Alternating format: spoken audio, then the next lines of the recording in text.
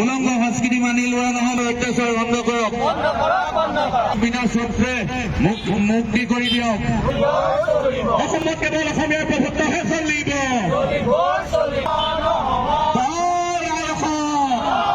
আমি সকলোৱে জানো যে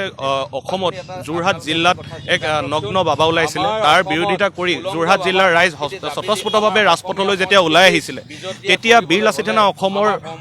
যোৰহাট জিলাৰ সভাপতি সম্পাদকক আমাৰ আৰক্ষীয়ে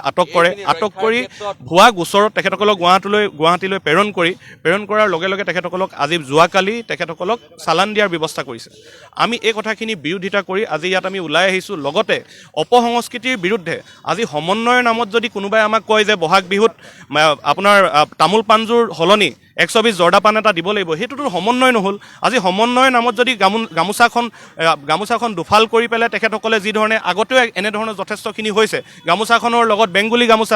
গামোচা কি তেনেকুৱা যথেষ্টখিনি অপসংস্কৃতি অসমত আহিবলৈ আৰম্ভ কৰিছে তাৰ বিৰোধিতা কৰি আমি আজি বীৰ লাচিত সেনা অসম গোলাঘাট জিলা সমিতিয়ে এক প্ৰতিবাদী কাৰ্য